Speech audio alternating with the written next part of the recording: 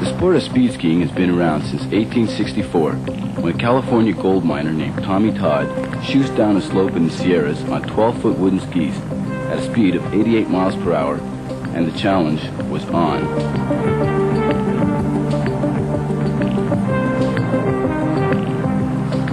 These days, the racers, gladiators, are much more high-tech, with added emphasis on sophisticated aerodynamics.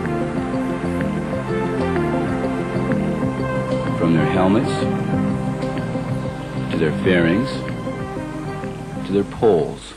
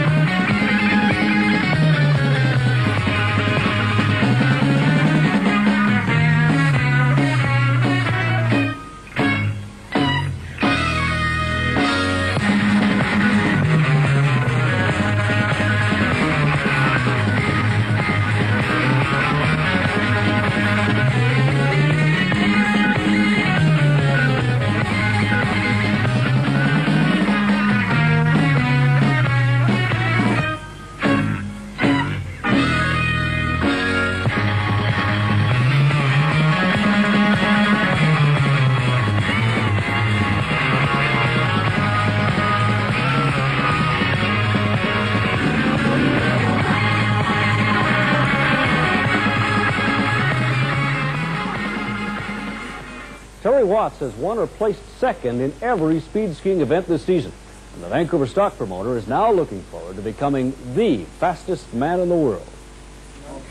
This is Terry Watts, businessman, entrepreneur, and former member of Canada's downhill development team. Through the week, Watts works with his colleague speed skier Bob Miller. Watts sees more risk in the business world than in traveling faster than 200 kilometers per hour. Some people seem to think it's a sport for crazies, however, it is really quite a safe event. The only thing that can be dangerous is if you fall. And we have rubber suits, which when you fall, allow you just to slide. So all that happens is you slide. You get bruised a little bit, you get burnt. That's easy for him to say. He's never fallen, but Tommy Pro has, and there's an element of danger involved. First thing that goes through your mind is that, boy, you screwed up. Next thing is it's the pain, you know. You slide for about 350, 400 yards, and it's incredible. It's just burning sensation. All you want to do is get off the snow, and you know, you can't. I don't like, when I'm in the hotel room, I don't think about the course. I don't like watching people crashing on video, and there is an element, but it's not going to happen to me. So that's basically the way I think about it.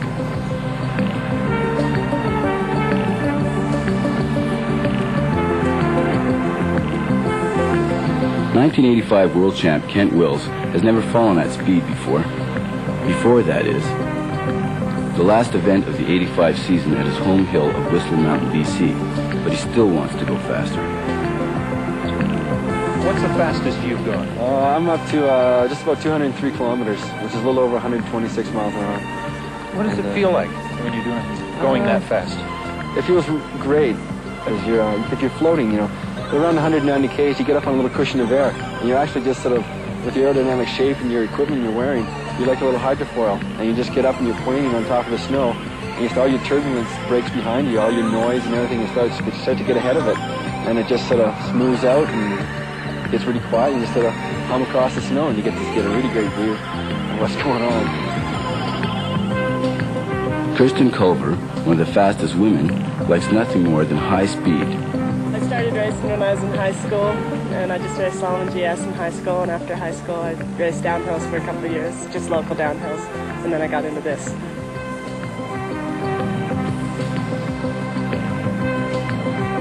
Last year at Les Arcs, John Clark had a bona fide streak. John Clark, how do you feel after having broken the British record 3 times in the last 2 days? Oh, pretty good. I could have had a much better run than the last run, though. In what way could it have been better? I broke from attack about 100 metres before the timing trap, and it took me a bit to get back together again, so I lost quite a bit of speed there.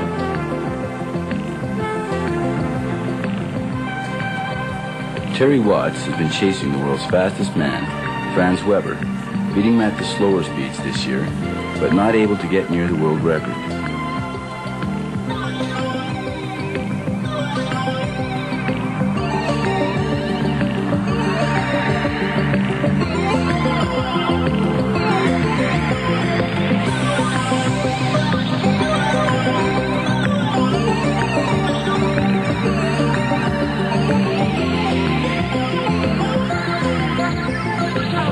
In the back of your mind you want to go and you won't be satisfied until you've achieved it? No, I'm always happy not to get hurt and be healthy. And to the fastest man on skis, the question, just how fast can man go? I had a dream once, I skied 217.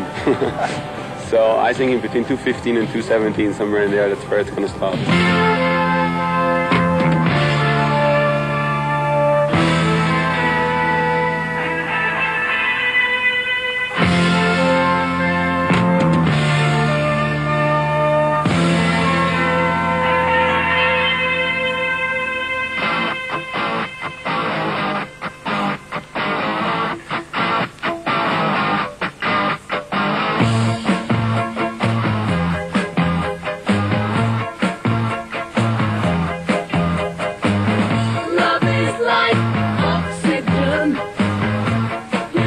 For the 85-86 season, the new FISV has planned a full slate of races, ranging from Scotland through Europe to North and South America. The object?